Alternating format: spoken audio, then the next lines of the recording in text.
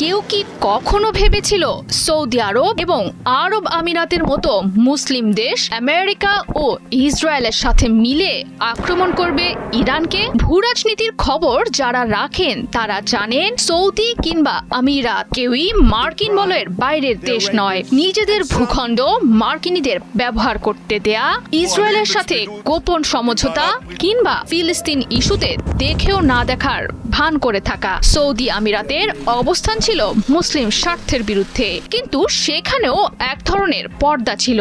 এবার সেই পর্দা খুলেই মাঠে নামছে এই দুই মুসলিম দেশ।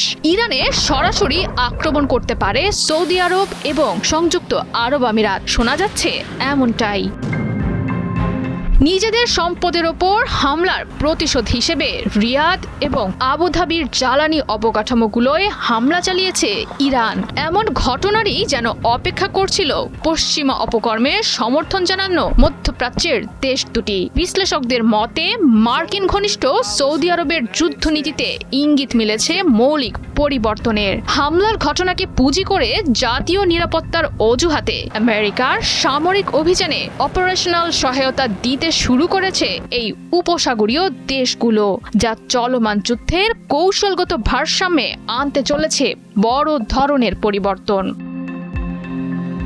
ইরানের বিরুদ্ধে অবস্থান বদলে প্রতিরক্ষার পরিবর্তে আক্রমণাত্মক প্রস্তুতি নিচ্ছে সৌদি।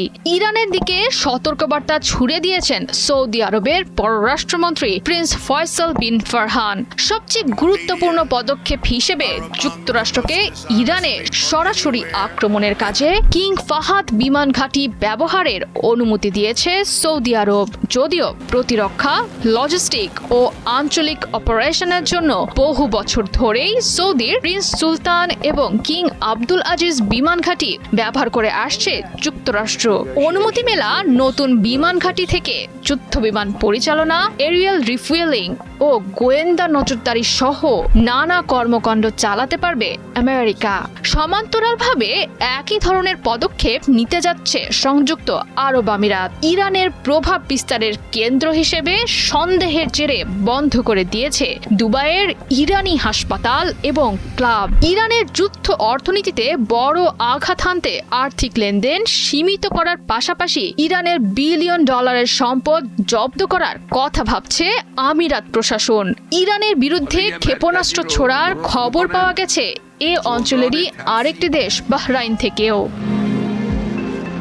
মধ্যপ্রাচ্যে যদি বাস্তবিক অর্থেই আঞ্চলিক যুদ্ধ শুরু হয় তবে বদলে যাবে অঞ্চলটির শক্তির ভারসাম্য। দীর্ঘমেয়াদী ক্ষতি হবে এখানকার অর্থনীতি, নিরাপত্তা ও বাণিজ্যের। উড়িয়ে দেওয়া যাচ্ছে না আঞ্চলিক যুদ্ধ আন্তর্জাতিক যুদ্ধে রূপ নেওয়ার সম্ভাবনাও। তবে ঐক্য, আত্মনির্ভরশীলতা ও সম্মিলিত প্রতিরক্ষার উপর জোর দিচ্ছে ইরান। বুধবার ইসলামী দেশগুলোর উদ্দেশ্যে ইরানের খাতাম আল আনাবিয়া থেকে দেয়া বিবৃতিতে আমেরিকা এবং ইসরায়েলের ছত্রছায়া থেকে বেরিয়ে আহ্বান জানানো হয় আঞ্চলিক নিরাপত্তা জোট প্রতিষ্ঠার, যার ভিত্তি হবে ইসলাম এবং পবিত্র কোরআন।